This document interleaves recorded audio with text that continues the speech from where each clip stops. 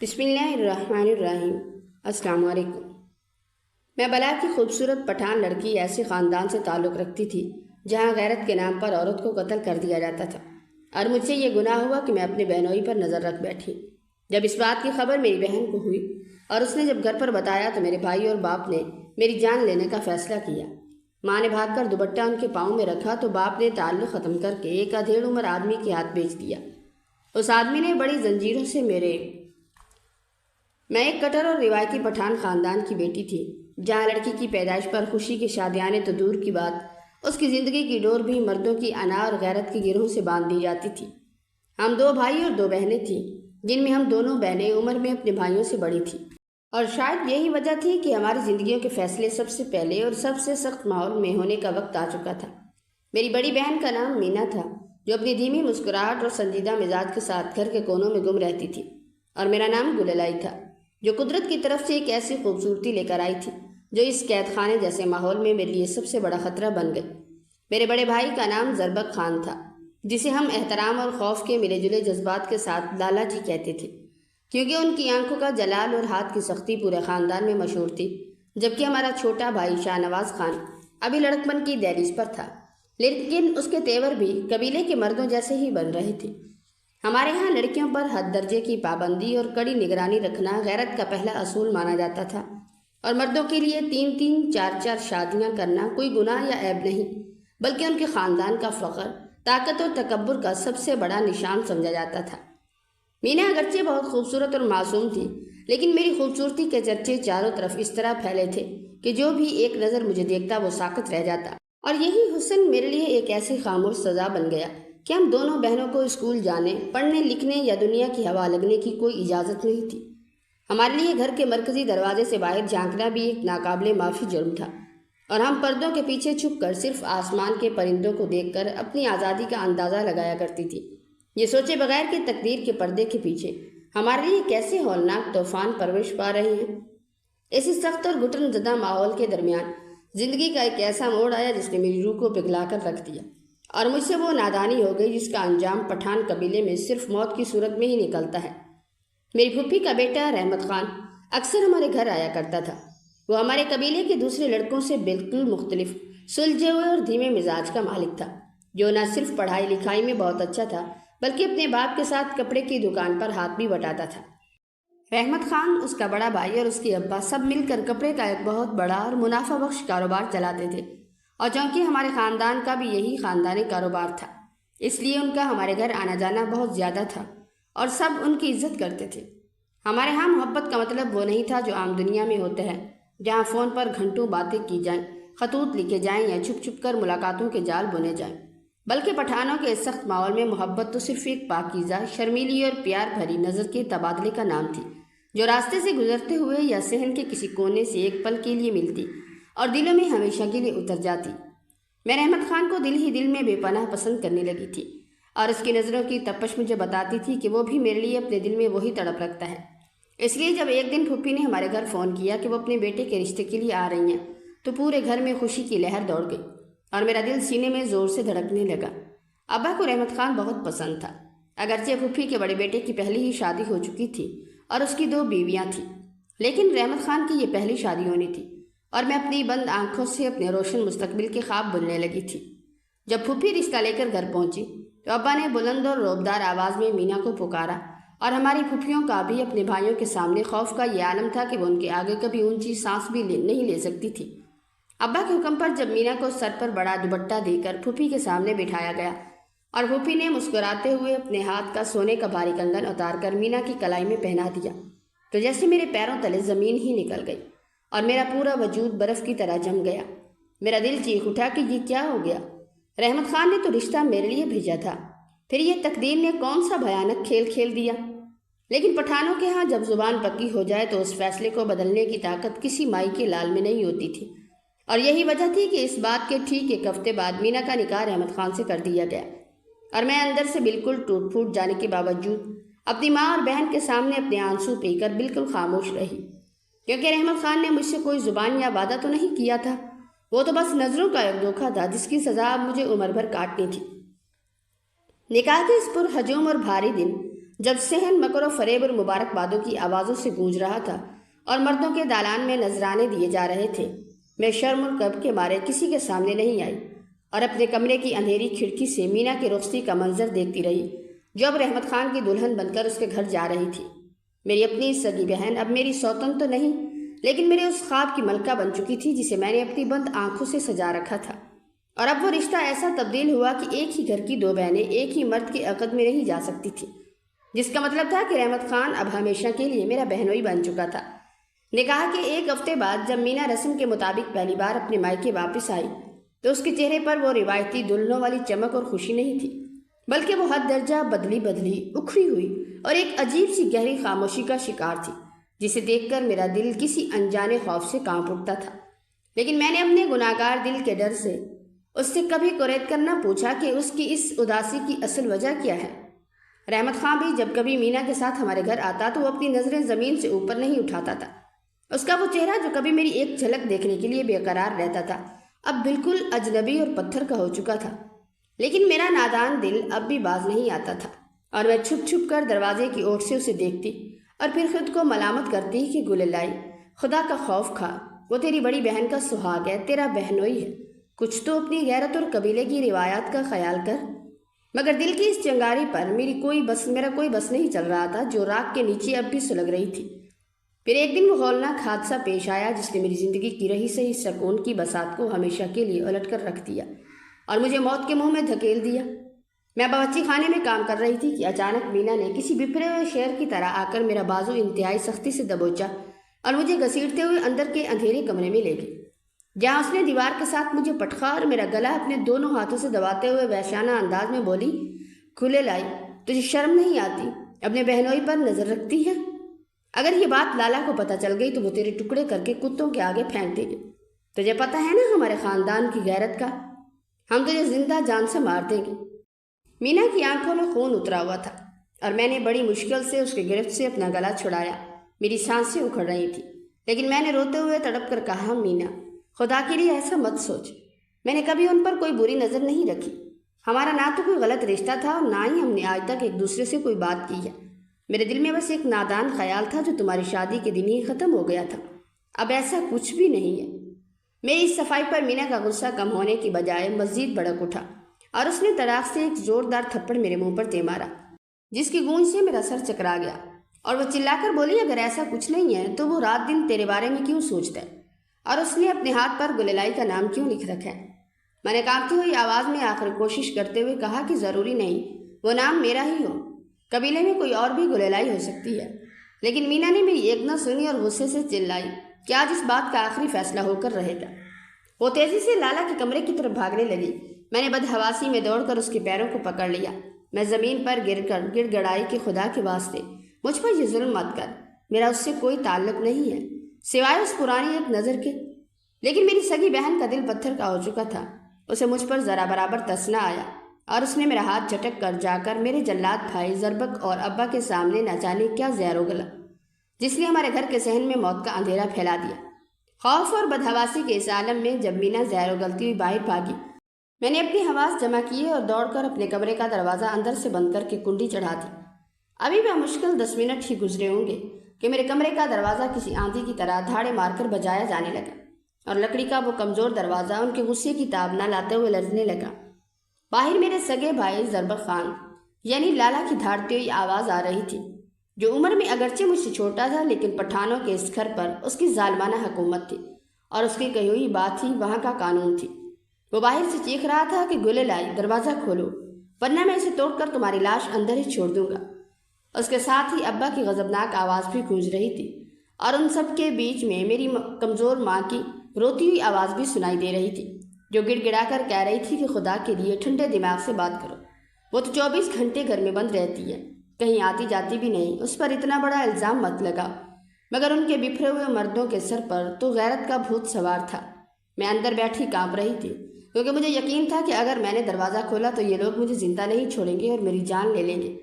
جب میں نے خوف کے مارے کنڈی نہ کھولی تو ابا نے دروازے پر زور سے مکہ مارا اور اونچی آواز میں کہا، گلے لائی، میں قبیلے کا سربراہ ہو کر تجھے حلف دیتا ہوں، تجھے قسم کھا کر کہتا ہوں کہ تجھے مارا نہیں جائے گا، بس دروازہ کھول۔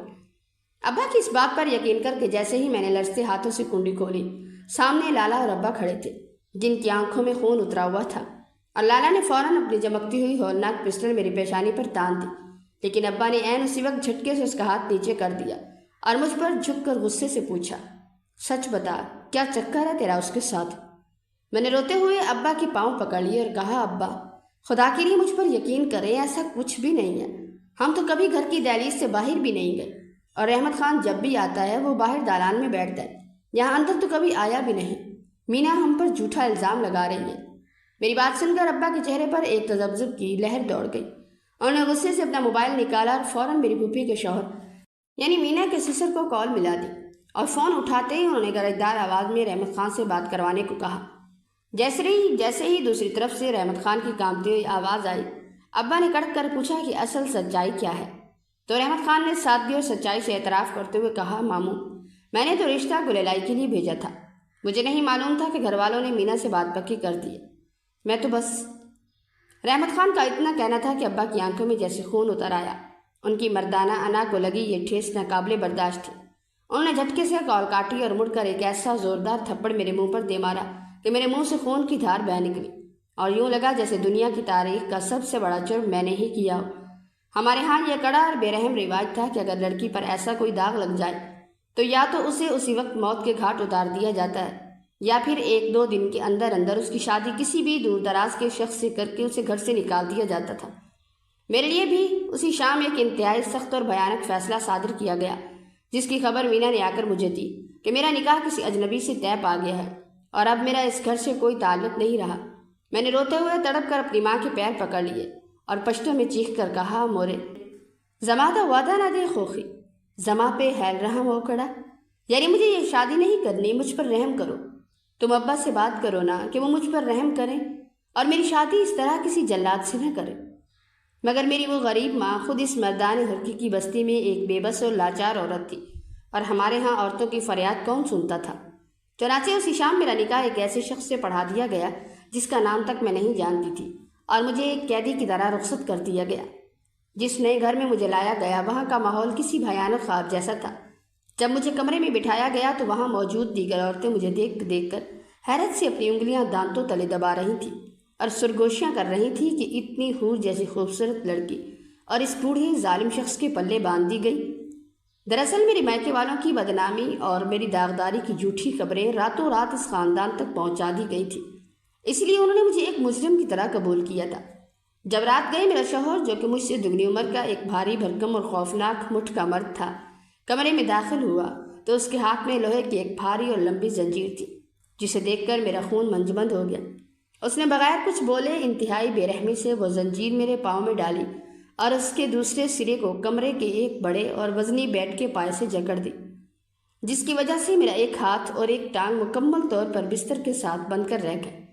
وہ میرے قریب آیا، وہ میرے چہرے کو اپنے کھردرے اور مضبوط ہاتھ سے اس طرح دبا کر پکڑا کہ میری ہڈیاں چٹکنے لگیں، اور وحشانہ لہجے میں بولا، تیرے گھر والوں نے تجھ سے رشتہ ختم کر کے تجھے میرے ہاتھ بیچ دیا، میں نے تجھے خریدا ہے اور اب تو میرے حساب سے چلے گی۔ خبردار تو یہاں سے بھاگنے کی کوشش کی، ورنہ تیری یہ خوبصورت ہاتھ اور پیر اسی وقت آگ میں جلا کر راکھ کر دوں گا۔ اس ہولناک پہلی رات کے بعد وہ روزانہ میرے پاس آتا، اپنی مردانہ حوث پوری کرتا، لیکن ہر بار کھانے کی پلیٹ کے ساتھ مجھے ایک کڑوی گولی بھی زبردستی کھلاتا۔ جب ایک دن میں نے ہمت کر کے روتے ہوئے پوچھا کہ تم مجھے یہ گولی روز کیوں کھلاتے ہو، تو اس نے میرا چہرہ جھٹکے سے پکڑا اور مجھ پر تھوکتے ہوئے غلیظ آواز میں کہا، تم ایک گندی اور داغدار عورت ہو، اور میں ایک گندی عورت سے اپنی اولاد نہیں چاہتا۔ مرد کی یہ کیسی عجیب اور جلن جیسی فطرت ہے کہ وہ عورت کا جسم تو اپنی تسکین کے لیے بے دردی سے استعمال کر سکتا ہے، تب اسے اس کے گندے ہونے کا احساس نہیں ہوتا، مگر اسی عورت سے وہ اپنی نسل آگے بڑھانا گناہ سمجھتا ہے۔ میں اس اندھیرے کمرے میں بند رات دن روتی اور اللہ سے دعا کرتی کہ اے میرے مالک، میں نے ایسا کون سا گناہ کیا تھا جس کی اتنی بڑی سزا مجھے مل رہی ہے؟ میری یہ قید کب ختم ہوگی؟ اس قید کے دوران میں اکثر کھڑکی کی جھریوں سے دیکھتی تھی کہ ایک بڑی عمر کی عورت جو اس گھر میں رہتی تھی روزانہ باہر سے میرے کمرے کا دروازہ بند کرتی اور بڑا سا تالا لگا دیتی، مگر وہ کبھی اندر نہیں آتی تھی اور نہ ہی مجھ سے بات کرتی تھی۔ اب 2 مہینے گزر چکے تھے اور پاؤں میں لوہے کی بھاری زنجیر بندھی رہنے کی وجہ سے میری ٹانگ میں شدید زخم ہو چکے تھے، اور ریشہ پڑنے کی وجہ سے مجھے شدید تکلیف تھی۔ گزشتہ 2 دن سے میرا شوہر بھی گھر نہیں آیا تھا اور وہ عورت بس چپکے سے دروازہ کھول کر کھانے کی پلیٹ اندر دھکیل دیتی۔ آج جب وہ ہمیشہ کی طرح کھانا رکھ کر جانے لگی تو میں نے درد سے تڑپتے ہوئے پکارا، تم بھی ایک عورت ہو، کیا تمہیں ایک عورت کے اس حال پر ذرا بھی ترس نہیں آتا؟ میری یہ سسکتی ہوئی آواز سن کر وہ پہلی بار رکی۔ اس نے مڑ کر میری طرف دیکھا اور سرد لہجے میں بولی، تم پر ترس کھانے کا مطلب ہے اپنی زندگی سے ہاتھ دھو بیٹھنا۔ مجھے تمہارے لیے جتنا حکم ملا ہے میں صرف اتنا ہی کروں گی۔ اور وہ میری رغبت آمیز فریاد سنے بغیر وہاں سے چلی گئی اور میں رات بھر درد سے چلاتی رہی۔ لیکن اگلے ہی دن صبح سویرے اس کہانی نے ایک ایسا پلٹا کھایا جس کی مجھے توقع بھی نہ تھی۔ اسی عورت نے صبح کا پہلا اجالا نمودار ہوتے ہی دروازہ کھولا۔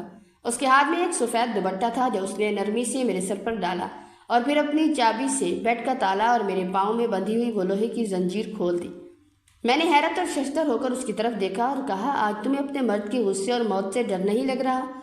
تو اس نے ایک لمبی آہ بھری اور کہنے لگی، میں بیوہ ہو گئی ہوں اور آج سے تم بھی آزاد ہو اور میں بھی آزاد ہوں۔ میں نے جھٹکے سے اس کا بازو پکڑا اور پوچھا، آخر کون ہو تم؟ تو اس نے تلخی سے مسکرا کر کہا، میں اس شاطر شوہر کی پہلی بیوی ہوں۔ میری عمر زیادہ تھی تو وہ مجھ سے کبھی دل لگی نہ کر سکا۔ میرے بچوں کو باپ کا نام تو ملا مگر اسے اپنے بستر کے لیے ایک جوان عورت چاہیے تھی جو وہ تمہیں خرید کر لایا تھا۔ کل رات وہ باہر کسی قبیلے کی لڑائی اور جھگڑے میں گولی لگنے سے جان سے مارا گیا ہے اور کچھ ہی دیر میں پولیس والے اس کی لاش یہاں لے آئیں گے۔ وہ ایسا ظالم شوہر تھا کہ مجھے اس کے مرنے کا کوئی افسوس نہیں ہے اور یقیناً تمہیں بھی نہیں ہوگا، لیکن دنیا داری نبھانی ہے، اس لیے بیوہ بن کر بیٹھ جانا اور جیسے ہی تعزیت کے دن گزریں گے تم جہاں جانا چاہو جا سکتی ہو، میں تمہیں نہیں روکوں گی۔ پہلی بیوی کی یہ بات سن کر میری آنکھوں میں آنسوں کا ایک قطرہ تک نہ آیا، کیونکہ میری آنکھیں تو اس دن ہی پتھر کی ہو گئی تھی جب مجھے ایک مجرم کی طرح اس اندھیرے کمرے میں لا کر لوہے کی زنجیروں سے جکڑ دیا گیا تھا۔ وہ شخص جس نے مجھے قیدی بنا کر رکھا تھا وہ محبت کے قابل ہی کہاں تھا کہ اس کی موت پر میری آنکھیں نم ہوتی، بلکہ میرا دل تو اس وحشی سے نجات ملنے پر ایک عجیب سا سکون محسوس کر رہا تھا۔ میں نے 2 مہینوں بعد پہلی بار اپنے پاؤں اور ہاتھوں کی بندشوں کو کھولا تو نقاہت اور درد کے مارے میرا پورا وجود لرزنے لگا۔ میں نے گرتے گرتے خود کو سنبھالا اور سامنے دیوار پر لگے دھندلے شیشے کے سامنے جا کر کھڑی ہو گئی۔ جب شیشے پر میری نظر پڑی تو میں خود حیران رہ گئی کہ اتنے ظلم، مار پیٹ اور قید و بند کی صعوبتیں جھیلنے کے بعد بھی میرے حسن اور چہرے کی چمک میں ذرا برابر بھی کمی نہیں آئی تھی۔ قدرت نے مجھے ایسا روپ دیا تھا جسے اندھیرے کمرے کی گھٹن بھی مان نہ کر سکی تھی۔ میں دل میں سوچنے لگی کہ یہ مرد کتنا ظالم اور اندھا تھا کہ اسے میرا یہ حسن دیکھ کر بھی مجھ پر ذرا ترس نہ آیا۔ کاش وہ مجھے انسانوں کی طرح رکھتا، میری عزت کرتا اور مجھے ایک بیوی کا درجہ دیتا، لیکن اس نے تو مجھے صرف اپنی ہوس کا نشانہ اور ایک گندی عورت سمجھ کر پاؤں کی جوتی بنا کر رکھا۔ میرے چہرے پر ایک تلخ اور زخمی سی مسکراہٹ ابھر آئی اور جب میں نے اس عورت کا دیا ہوا وہ سفید دوپٹہ اپنے سر پر ڈالا اور باہر جانے کے لیے قدم بڑھائے تو وہ پہلی بیوی دوبارہ میرے قریب آئی اور مجھے سر سے پاؤں تک ٹکٹکی باندھ کر دیکھتی رہ گئی۔ وہ حیرت سے اپنے ہونٹ چبا کر کہنے لگی، گللائی، میں نے کبھی تمہیں اس اندھیرے میں غور سے نہیں دیکھا تھا، لیکن آج دیکھ رہی ہوں تو پتہ چلا کہ تم تو حد سے زیادہ حسین ہو۔ میں تمہیں کچھ پیسے دیتی ہوں، اس سے پہلے کہ میرے شوہر کی لاش گھر آئے اور یہاں لوگوں کا ہجوم اکٹھا ہو، تم یہاں سے فوراً بھاگ جاؤ، ورنہ اس کے جاہل اور عیاش بھائی اور نہ جانے کون کون سے رشتہ دار تمہیں اپنے حصے میں رکھنے کے لیے ایک دوسرے سے جھگڑا شروع کر دیں گے اور تم دوبارہ ایک قید خانے میں پہنچ جاؤ گی۔ اس نے ایک وقت نے اپنے دوپٹے کے پلو سے باندھے ہوئے کچھ مڑے تڑے نوٹ نکال کر میرے ہاتھ میں تھمائے اور ساتھ ہی کاغذ کا ایک ٹکڑا دیا جس پر ایک پتہ لکھا ہوا تھا اور کہنے لگی، اس پتے پر چلی جاؤ، وہاں تم محفوظ رہو گی۔ میری عمر بھی اتنی زیادہ نہیں تھی کیونکہ ہم پٹھانوں میں لڑکیوں کی شادیاں بہت جلدی کر دی جاتی ہیں اور میری تو اس اچانک آفت کی وجہ سے سب سے جلدی اور زبردستی شادی کر دی گئی تھی، اس لیے میں دنیا کے مکر و فریب سے بالکل انجان تھی۔ لیکن اس وقت اپنی جان بچانے کے لیے اب میں نے وہ پیسے اور پتہ جیب میں رکھا اور اس خونی گھر کی دہلیز پار کر گئی۔ میں نے گھر سے نکلتے ہی ایک رکشہ روکا اور اس میں بیٹھ کر اپنی وہ بڑی سی چادر اپنے اوپر اس طرح اچھی طرح لپیٹ لی کہ میرے چہرے یا وجود کا کوئی بھی حصہ باہر کسی کو نظر نہ آئے۔ میں نے کانپتے ہاتھوں سے رکشے والے کو وہ پتہ دکھایا۔ اس نے رکشہ شہر کی پرانی گلیوں کی طرف موڑ دیا۔ جب میں اس جگہ پہنچی تو وہ ایک بہت ہی پرانا اور عام سا محلہ تھا۔ وہ گھر نہ تو بہت زیادہ بڑا اور اچھا تھا اور نہ ہی بہت خراب، بس ایک درمیانے درجے کا پرانا مکان تھا جس کے سامنے کھڑے ہو کر میں سوچنے لگی کہ نہ جانے اب زندگی کی کون سی منزل یہاں سے شروع ہونے والی ہے۔ میں نے لرزتے ہاتھوں سے اس لکڑی کے پرانے دروازے پر دستک دی تو تھوڑی ہی دیر میں ایک درمیانی عمر کا آدمی باہر نکلا، جس کی تقریباً میرے ابا جتنی ہی عمر ہوگی۔ وہ ایک اجنبی اور انتہائی حسین لڑکی کو اپنے دروازے پر دیکھ کر شدید حیران ہوا اور مجھے دیکھنے لگا۔ تو میں نے دھیمی اور خوفزدہ آواز میں کہا، امو، کیا آپ مجھے کمرے کے اندر بلائیں گے؟ مجھے آپ سے بہت ضروری بات کرنی ہے۔ اور اس کے ساتھ ہی میں نے اپنی اس سوتن پہلی بیوی کا نام لیا۔ تو وہ میری بات سن کر بالکل خاموش ہو گیا اور اس نے احترام سے مجھے اندر آنے کا راستہ دیا۔ جب میں اندرونی کمرے میں پہنچی تو وہاں ایک بوڑھی عورت بیٹھی تھی جو شاید اس کی بیوی تھی۔ وہ بھی مجھے اس حال میں دیکھ کر دنگ رہ گئی۔ میں نے بغیر کوئی بات چھپائے اپنی زندگی کے سارے اور سچے اور کڑوے معاملات ان کے سامنے رکھ دیے اور بتایا کہ مجھے ان کی بہن نے اس پتے پر بھیجا ہے۔ میری پوری داستان سن کر وہ بوڑھا آدمی اپنی جگہ سے اٹھا۔ اس کی آنکھوں میں آنسو تھے۔ اس نے شفقت سے اپنا بھاری ہاتھ میرے سر پر رکھا اور بولا، بیٹی، وہ بد نصیب عورت جس گھر میں تم قید تھی وہ میری سگی بہن ہے۔ ہماری اپنی کوئی اولاد نہیں اور آج سے تم ہماری بیٹی ہو۔ میں نے اپنی اس چھوٹی سی زندگی میں رشتوں کے معاملے میں اتنے گہرے دکھ اور دھوکے دیکھ لیے تھے کہ اب مجھے کسی کی بات پر جلدی یقین نہیں آتا تھا، اور میں سوچ رہی تھی کہ پتہ نہیں یہ لوگ مجھے سچ مچ بیٹی بنا کر رکھیں گے یا یہ بھی کوئی نیا فریب ہے۔ لیکن چند ہی دنوں میں ان کا پیار اور خلوص دیکھ کر مجھے اندازہ ہو گیا کہ وہ بالکل ایک سگی بیٹی کی طرح میرا خیال رکھ رہے ہیں، اور میں نے بھی اس گھر کو اپنا سچا گھر سمجھ کر دل سے قبول کر لیا۔ جیسے ہی میرے ہاتھوں اور پاؤں کے زخم ٹھیک ہوئے، میں اپنے اس نئے گھر کو اپنے ہاتھوں سے سجانے اور سنوارنے لگی تاکہ میرا وقت اچھا گزر سکے۔ لیکن جب بھی میں اکیلی بیٹھتی تو ماضی کے وہ ہولناک زخم میرے دل کو تڑپا دیتے۔ مجھے اپنے بھائی اور اپنی ماں اور اپنی سگی بہن مینا کی یاد آتی تھی، اور پھر رحمت خان کا وہ چہرہ یاد آتا تھا جس پر مجھے شدید غصہ اور دکھ ہوتا تھا کہ وہ محبت کا دعویٰ کرنے والا مرد کتنا کمزور نکلا۔ محبت تو تب تک پاکیزہ اور خوبصورت رہتی ہے جب تک وہ آپ کے دل کے اندر پوشیدہ رہے، لیکن جب وہ آپ کو سرعام بدنام کر دے تو وہ محبت نہیں بلکہ ایک لعنت بن جاتی ہے۔ اور رحمت خان نے اپنی اس بزدلانہ خاموشی سے مجھے پورے قبیلے میں بدنام کر دیا تھا، حالانکہ میرا اس سے کوئی ایسا غلط رشتہ یا بات چیت نہیں تھی، مگر اس ایک نام کی وجہ سے میری زندگی اتنی مشکل بنا دی گئی تھی۔ میں اکثر سوچتی تھی کہ نہ جانے میرے مائکے والے اب کس حال میں ہوں گے، اور جب میں انہیں یاد کر کے روتی تو وہ بوڑھی عورت دوڑ کر میرے پاس آتی اور میرے سر پر ہاتھ رکھ کر پیار کرتی اور کہتی، میری بچی، ایسے بے رحم رشتوں کو یاد کر کے اپنے آنسو ضائع نہیں کرتے جنہوں نے تمہیں جیتے جی مار دیا تھا۔ اس نیک عورت نے میرا دل بہلانے کے لیے مجھے محلے کے ایک مدرسے میں لگایا جہاں میں باقاعدگی سے قرآن پاک کی تعلیم حاصل کرنے لگی۔ قرآن پڑھنا تو مجھے پہلے بھی آتا تھا، لیکن اب میں اسے تجویز اور گہرے ترجمے کے ساتھ اچھے سے پڑھنے اور سمجھنے لگی تھی، جس سے میرے دل کو حقیقی سکون ملنے لگا تھا۔ ایک دن گھر کا راشن ختم ہوا تو میں اپنی اس نئی ماں کے ساتھ، جسے میں اب دل سے اماں کہتی تھی، بازار چلی گئی تاکہ گھر کا ضروری چیزیں خریدی جا سکے۔ ہم بازار کی ایک دکان پر سامان لے رہے تھے کہ اچانک ایک لوہے کے کونے سے میری چادر کا پلو اٹک گیا، اور جب میں نے جلدی میں اسے پیچھے کھینچا تو چادر کا وہ حصہ میرے جسم سے یکدم ہٹ گیا اور میرا پورا چہرہ سڑک پر واضح ہو گیا۔ میں نے گھبرا کر سامنے دیکھا تو سامنے میرا سگا بھائی زربق خان یعنی میرا لالا کھڑا تھا، اور وہ بھی ٹکٹکی باندھے مجھے ہی دیکھ رہا تھا۔ اس کی آنکھوں میں مجھے زندہ دیکھ کر ایک دم سے وہی پرانا وحشانہ خون اتر آیا۔ میں نے بدحواسی میں جلدی سے اپنی چادر درست کی اور اپنی اماں کو وہیں چھوڑ کر اندھا دھند ایک طرف دوڑ لگا دی، کیونکہ مجھے معلوم تھا کہ وہ مجھے جان سے مار دے گا۔ میں گلیوں میں بھاگ رہی تھی اور پیچھے سے لالا کے بوٹوں کی آواز آ رہی تھی کہ اچانک ایک سنسناتی ہوئی گولی آئی اور سیدھی میری ٹانگ میں پیوست ہو گئی۔ درد کی ایک تیز لہر اٹھی اور میں وہیں سڑک پر ڈھیر ہو گئی، لیکن میں نے ہمت نہیں ہاری اور خود کو زمین پر گھسیٹتے ہوئے پاس ہی ایک گھر کا دروازہ کھلا دیکھ کر اس کے اندر گھس گئی اور اندر سے کنڈی لگا دی۔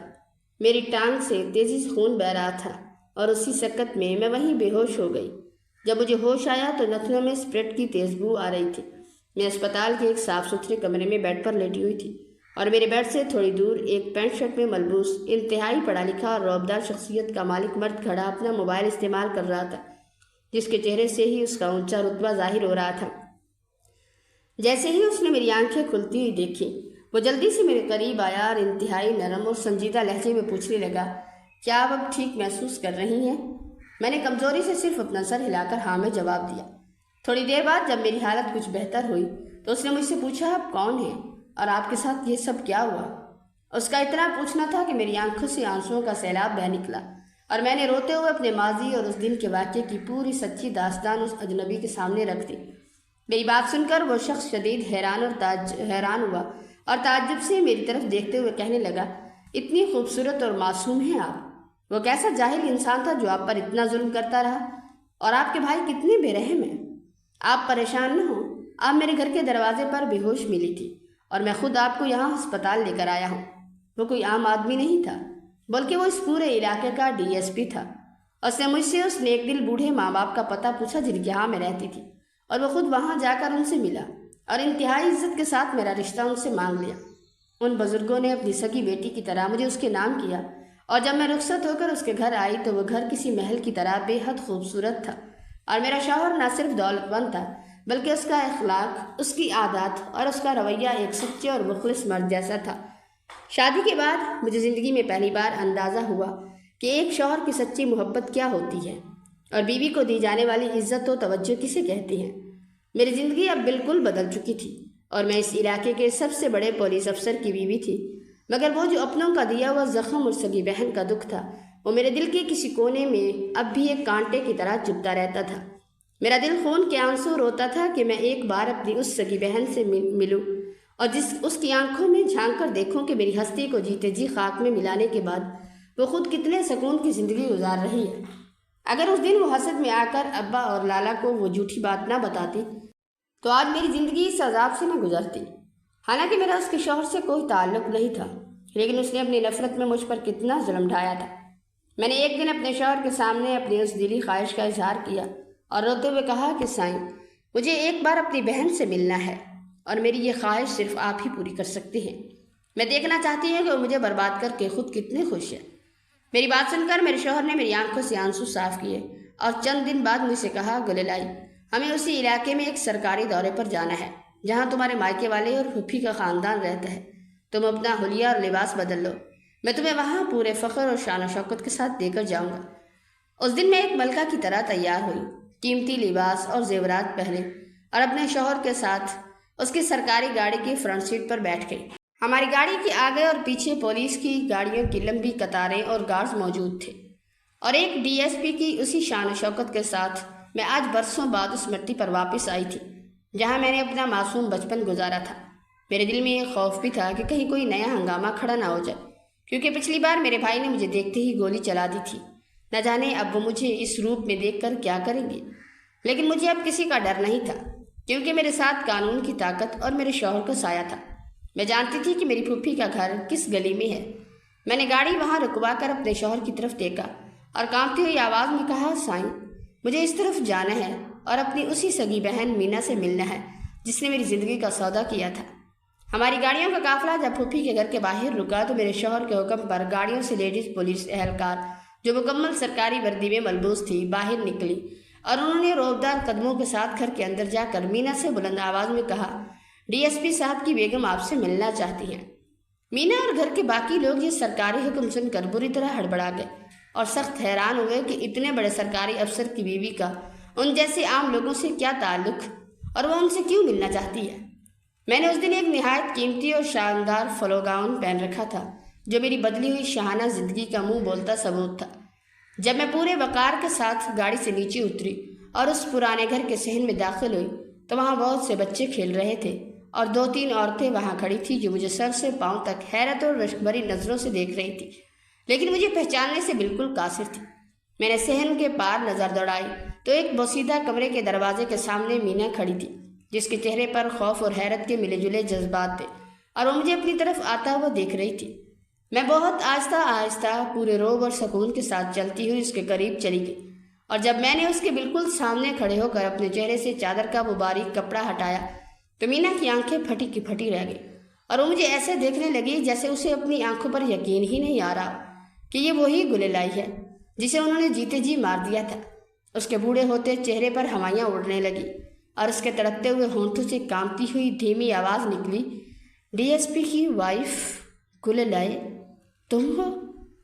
میں نے اس کے چہرے کی بے بسی اور جھریوں کو دیکھا، تلخی سے مسکرائی اور انتہائی پرسکون لہجے میں کہا، مینا، اپنی سگی بہن سے گلے نہیں ملو گی؟ وہ شرمندگی اور خوف کے مارے اپنی نظریں مجھ سے ملا بھی نہیں پا رہی تھی اور اس کی مجرمانہ خاموشی بتا رہی تھی کہ وقت نے اس سے کیے کا پورا حساب لے لیا ہے۔ میں نے مینا کی سہمتی ہوئی آنکھوں میں جھانکا اور کہا، مینا، میں یہاں کوئی جھگڑا کرنے نہیں آئی، بلکہ میں تو آج تمہارا شکریہ ادا کرنے آئی ہوں۔ مینا نے جب یہ سنا تو وہ مزید حیرت زدہ ہو کر میری طرف دیکھنے لگی۔ جس بہن کی زندگی اس نے برباد کی تھی وہ آج اس کا شکریہ کیوں ادا کر رہی؟ تب میری نظر اس کے گرد گھومتے بچوں اور اس کے مرجھائے ہوئے چہرے پر پڑی اور مجھے معلوم ہوا کہ رحمت خان نے میری رخصتی کے بعد ایک نہیں بلکہ 3 شادیاں کر رکھی تھیں، جن میں سے مینا اس کی پہلی بیوی تھی، اور اب اس کے گھر میں 6-7 بچے لائن سے کھڑے تھے، جن میں سے مینا کی صرف 2 بیٹیاں تھیں اور باقی سب اس کی سوتنوں کے بچے تھے۔ رحمت خان کی زندگی اب ان 3 بیویوں کے جھگڑوں اور بچوں کے شور میں ایک عذاب بن چکی تھی اور وہ خود اس بوجھ تلے دب چکا تھا۔ میں نے مینا کے اس کے حال پر ایک گہری نظر ڈالی اور فخر سے سر اٹھا کر کہا، مینا، میں تمہارا شکریہ اس لیے ادا کرنے آئی ہوں کہ تمہارے اس ایک جھوٹ کی وجہ سے میں اس جاہل قبیلے اور کمزور مرد کی قید سے ہمیشہ کے لیے نکل گئی۔ اس وقت جب تم نے مجھ پر الزام لگایا تھا تو میری زندگی سچ مچ بہت خراب ہوئی تھی۔ میں نے زندگی میں اتنے دکھ جھیلے کہ روح تک زخمی ہو گئی تھی، لیکن ان تمام دکھوں اور میرے صبر کا صلہ اللہ پاک نے مجھے میرے شوہر کی صورت میں دیا، جو نہ صرف اس پورے علاقے کے مالک ہیں بلکہ مجھے دنیا کی ہر خوشی اور عزت دیتے ہیں۔ میں آج معاشرے میں سر اٹھا کر جی رہی ہوں اور بہت جلد اپنے شوہر کو اولاد کی نعمت بھی دینے والی ہوں۔ میری یہ باتیں مینا کے کانوں میں پگھلے ہوئے شیشے کی طرح اتر رہی تھی۔ وہ سر جھکائے اپنی پھٹی ہوئی چادر کے پلو کو انگلیوں سے مروڑ رہی تھی، کیونکہ وہ جان چکی تھی کہ جس گلے لائے کو اس نے حسد کی آگ میں جلا کر خاک کرنا چاہا تھا، خدا نے اسی راکھ سے اٹھا کر ایک ملکہ بنا دیا۔ میں نے اس پرانے صحن میں کھڑے ہو کر آسمان کی طرف دیکھا اور میرا دل اپنے رب کی عظمت کے اعتراف سے بھر گیا۔ مجھے اس بات پر بے پناہ خوشی تھی کہ میں ان جاہل اور فرسودہ رسم و رواج کے دلدل سے ہمیشہ کے لیے آزاد ہو چکی تھی، جہاں عورت کو صرف پاؤں کی جوتی سمجھا جاتا تھا۔ اس وقت جب میری سگی بہن نے میرے ساتھ یہ بھیانک کھیل کھیلا تھا تو مجھے خدا کا یہ فیصلہ بہت برا اور ظالم لگا تھا کہ میرے ساتھ ہی ایسا کیوں ہوا، لیکن آج مجھے سمجھ آئی کہ میرے نصیب میں ان جاہلانہ زنجیروں سے نکلنا لکھا تھا، اور اللہ پاک جو بھی کام کرتا ہے وہ شروع میں ہمیں بہت سخت تکلیف دہ اور مشکل لگتا ہے، اور ہمیں ایسا لگتا ہے کہ جیسے ہمارے ساتھ ہمارے اللہ نے بہت برا کیا، لیکن جب وقت گزرتا ہے اور تقدیر کے پردے ہٹتے ہیں تب ہمیں سچائی کا احساس ہوتا ہے۔ ہمیں تب پتہ چلتا ہے کہ ہمارا اللہ تو ہم سے 70 ماؤں سے بھی زیادہ پیار کرتا ہے، اور وہ کبھی اپنے بندے کو تنہا نہیں چھوڑتا۔ وہ ہمیں سخت تکلیفیں دے کر دراصل آزماتا ہے، اور جب بندہ اس کی رضا پر راضی ہو کر صبر کر لیتا ہے تو وہ اسے بہترین صلہ دیتا ہے، جس کا انسان نے کبھی خواب بھی نہیں دیکھا ہوتا۔ اگر اس دن مینا مجھ پر وہ جھوٹا الزام نہ لگاتی اور میری شادی رحمت خان سے ہو جاتی، جو کہ دل کا حد درجہ کچا اور بزدل انسان تھا، جس نے خود کچھ نہ ہوتے ہوئے بھی مجھے پورے خاندان میں بدنام کیا اور پھر بعد میں 2 اور عورتوں کو اپنی زندگی میں شامل کر کے مینا کو جیتے جی مار دیا، تو شاید میری زندگی بھی آج اس گھٹن زدہ گھر کے کسی کونے میں روتے ہوئے گزر رہی ہوتی، اور میں کبھی وہ عزت نہ دیکھ پاتی جو مجھے آج حاصل ہے۔ میں نے مینا کے چہرے پر آخری بار اپنی نظر دوڑائی، جس میں اب حسد کی جگہ صرف پچھتاوا اور میری شان و شوکت کا خوف باقی رہ گیا تھا، اور میں نے اپنے فلو گاؤن کو سمیٹتے ہوئے مڑ کر گاڑی کی طرف قدم بڑھا دیا۔ میرے شوہر نے گاڑی کا دروازہ کھول کر مجھے انتہائی محبت اور احترام سے فرنٹ سیٹ پر بٹھایا، اور لیڈیز پولیس اہلکار بھی اپنی گاڑیوں میں سوار ہو گئی۔ جب ہماری گاڑیوں کا وہ شاہانہ قافلہ سائرن بجاتا ہوا اس گلی سے روانہ ہوا تو میں نے شیشے سے پیچھے مڑ کر دیکھا۔ مینا اب بھی اسی دروازے پر کھڑی مٹی اڑاتی گاڑیوں کو دیکھ رہی تھی، لیکن اب میرے دل میں اس کے لیے کوئی نفرت یا انتقام کا جذبہ واقع نہیں رہا تھا، بلکہ صرف اپنے اللہ کا شکر تھا جس نے مجھے مٹی سے اٹھا کر اوج ثریا پر پہنچا دیا تھا۔ میرے اپنوں نے جو زخم مجھے دیے تھے وہ اب ہمیشہ کے لیے بھر چکے تھے، کیونکہ مجھے کائنات کے سب سے بڑے منصف نے سرخرو کر دیا تھا۔ میں نے اپنے شوہر کا ہاتھ تھاما جن نے مجھے ایک نیا جنم دیا تھا، اور ہم اپنی اس خوبصورت اور پرسکون دنیا کی طرف واپس چل دیے جہاں اب صرف خوشیاں میرا انتظار کر رہی تھیں۔ ہماری گاڑی جب اس عالیشان حویلی کے سنگین گیٹ میں داخل ہوئی تو فضا میں بسی ہوئی عطر کی مہک اور ملازمین کی جھکتی ہوئی نظروں نے میرا استقبال کیا۔ یہ وہی حویلی تھی جس نے مجھے میری کھوئی ہوئی پہچان، عزت اور وہ وقار دیا تھا جس کا میں نے کبھی تصور بھی نہیں کیا تھا۔ میرے شوہر نے گاڑی سے اترتے ہی میرا ہاتھ اپنے مضبوط ہاتھوں میں تھام لیا۔ ان کے اس گرفت میں وہ تحفظ تھا جس کے لیے میں نے برسوں کی اذیت جھیلی تھی۔ زندگی اب ایک ایسی پرسکون ندی کی طرح بہہ رہی تھی جس میں غم کا کوئی سایہ نہیں تھا۔ شادی کے کچھ عرصے بعد جب اللہ نے مجھے ماں بننے کی نوعیت سنائی تو میرے شوہر کی خوشی کا کوئی ٹھکانہ نہ رہا۔ وہ میرے ہر قدم کا اس طرح خیال رکھتے جیسے میں کوئی نازک سا پھول ہوں۔ راتوں کو جب میری طبیعت بوجھل ہوتی تو وہ دفتر سے جلدی واپس آ کر میرے سرہانے بیٹھ جاتے اور میری آنکھوں میں دیکھ کر وہ سارے خواب بنتے جو ہم نے اپنے آنے والے ننھے مہمان کے لیے دیکھے تھے۔ وہ مجھے ہر چھوٹی چھوٹی بات پر سرپرائز دیتے، کبھی میرے پسندیدہ پھول لاتے، کبھی مجھے بالکنی میں بٹھا کر باہر کے خوبصورت ترین مناظر دکھاتے، اور ان کی آنکھوں میں اپنے لیے وہ بے پناہ دیوانگی دیکھ کر میں خود کو کائنات کی خوش نصیب ترین عورت محسوس کرتی تھی۔ ادھر گاؤں کے اس ویران گھر میں جہاں کبھی میرے خلاف سازشوں کا جال بنا گیا تھا، اب وہاں قیامت خیز منظر تھا۔ رحمت خان کا تکبر اس کے لیے گلے کا توق بن گیا اور اس کا گھر بربادی کی آخری حدوں کو چھو رہا تھا۔ مینا جو کبھی میرے وجود کو مٹانے پر تلی ہوئی تھی، اب وہ اسی رحمت خان کے ستم رسیلی بیویوں اور بچوں کے شورغل میں ایک جیتی جاگتی لاش بن کر رہ گئی تھی۔ اس کی آنکھوں کی چمک ختم ہو چکی تھی اور وہ حسد کی آگ میں خود جل کر راکھ ہو رہی تھی۔ دوسری طرف میرے بھائی زربق خان کا انجام تو سب سے بھیانک رہا، جس نے اپنی ہی سگی بہن کی عزت کا سودا کیا تھا۔ وہ ایک مقامی لڑائی جھگڑے کے دوران مارا گیا اور اس کی موت نے میرے والدین کی کمر توڑ کر رکھ دی تھی۔ ان کی زندگی میں جیسے اندھیرا چھا گیا تھا۔ جب میرے والدین کو یہ معلوم ہوا کہ میں جس ڈی ایس پی کی بیوی ہوں وہ اس پورے علاقے کا سب سے بااثر اور انصاف پسند انسان ہے، تو ان کی آنکھوں سے غرور کے پردے ہٹ گئے۔ وہ سب میرے پاس حویلی پر معافی مانگنے آئے۔ بوڑھے باپ کے ہاتھ لرز رہے تھے اور ماں کی آنکھوں میں ندامت کے ایسے آنسو تھے جو پتھر دل کو بھی موم کر سکتے تھے۔ وہ اپنی غلطیوں کا اعتراف کر رہے تھے اور مجھ سے رحم کی بھیک مانگ رہے تھے، لیکن میرا دل ماضی کے ان زخموں کی وجہ سے بہت سخت ہو چکا تھا۔ میں نے انہیں اپنی دہلیز پر قدم بھی رکھنے کی اجازت نہ دی، کیونکہ جس عزت کو انہوں نے سرعام نیلام کیا تھا اسے واپس پانے کا کوئی راستہ نہیں تھا۔ میں نے ان سے کہا کہ آپ نے مجھے جس آگ میں جھونکا تھا میں آج اسی راکھ سے اٹھ کر ایک محل میں رہ رہی ہوں، لیکن جس زخم پر تم نے نمک چھڑکا تھا وہ اب بھی گہرا ہے۔ یہ کہتے ہوئے میری آواز میں کوئی تڑپ نہیں بلکہ ایک ٹھنڈا سکون تھا، اور وہ سب اپنا سا منہ لے کر واپس لوٹ گئے، کیونکہ وہ جانتے تھے کہ اب میری زندگی کا ہر لمحہ اللہ کے کرم اور میرے شوہر کی محبت کے حصار میں ہے۔ پھر وہ مبارک دن آیا جب میرے بیٹے کی ولادت ہوئی۔ میرے شوہر نے جب اس سے پہلی بار اپنی باہوں میں لیا تو ان کی آنکھوں سے خوشی کے آنسو چھلک پڑے، اور انہوں نے مجھے پیشانی پر بوسہ دے کر کہا، گلے لائے، تم نے مجھے مکمل کر دیا۔ اب زندگی کا ایک نیا زاویہ یہ تھا کہ میں نے اپنے بیٹے کو اپنے شوہر کے ساتھ مل کر انسانیت کی خدمت کے جذبے سے سرشار کیا۔ ہم اکثر ان علاقوں کا دورہ کرتے ہیں جہاں غربت اور جہالت کی وجہ سے عورتیں اپنی آواز بلند کرنے سے ڈرتی ہیں۔ میں وہاں جا کر اپنی آپ بیتی سناتی ہوں۔ میں ان کی آنکھوں میں دیکھ کر انہیں بتاتی ہوں کہ ظلم کے سامنے جھکنا نہیں بلکہ اللہ پر بھروسہ کر کے لڑنا سیکھو۔ میرا شوہر اپنی سرکاری طاقت کا استعمال ان مظلوموں کے حقوق کے لیے کرتا ہے، اور میں اپنی کہانی کے ذریعے ان کے دلوں میں امید کے لیے جلاتی ہوں۔ میری زندگی کا مقصد اب صرف اپنی ذات کی خوشی نہیں رہا، بلکہ یہ بن گیا ہے کہ دنیا سے اس وحشانہ سوچ کا خاتمہ کیا جائے جس نے کبھی مجھے مٹانے کی کوشش کی تھی۔ ہم نے اپنی اس خوشی کو صرف اپنی ذات تک محدود نہیں رکھا بلکہ ایک فلاحی ادارہ قائم کیا جہاں ہم نے ان تمام عورتوں کو پناہ دی جو معاشرے کی ان فرسودہ رسم و رواج کی بھیڑ چڑھ رہی تھی۔ آج جب میں اپنی حویلی کی بالکنی میں بیٹھ کر اپنے بیٹے کو باغ میں کھیلتے دیکھتی ہوں اور اپنے شوہر کا ساتھ محسوس کرتی ہوں تو مجھے ماضی کے وہ تمام زخم، وہ کالے دن اور ان لوگوں کے چہرے ایک دھندلے خواب کی طرح لگتے ہیں۔ اللہ نے مجھے اس مقام پر پہنچا دیا ہے جہاں سے وہ مجھے تمام لوگ جنہوں نے کبھی مجھے حقیر سمجھا تھا اب چھوٹے اور بے بس نظر آتے ہیں۔ میں نے سیکھ لیا کہ عورت کی اصل طاقت اس کا صبر اور اس کا رب پر اٹوٹ یقین ہے۔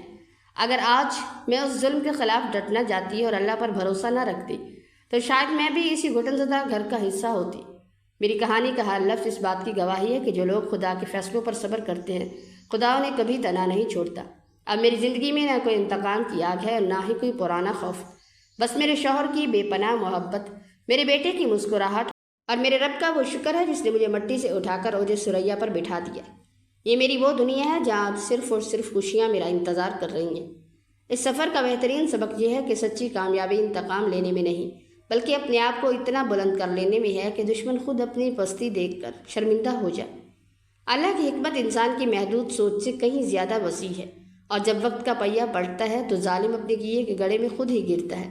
میری رب سے دعا ہے کہ تو ہر اس عورت کو گللائی کی طرح ہمت، حوصلہ اور عزت عطا فرما جو آج بھی ظلم کی چکی میں پس رہی ہیں۔ ہمارے دلوں سے انتقام کی کڑواہٹ نکال کر وہاں سکون پیدا کر دے اور ہماری آنے والی نسلوں کو ان فرسودہ زنجیروں سے آزاد کر دے۔ اے میرے پروردگار، ہماری اس خوشیوں بھری زندگی پر اپنے خاص نظر کرم رکھنا، ہمیں کبھی بھی غرور کے قریب نہ جانے دینا اور ہمیں اپنے شکر گزار بندوں میں شامل فرمانا، کیونکہ عزت اور ذلت تیرے ہی ہاتھ میں ہے۔ آمین۔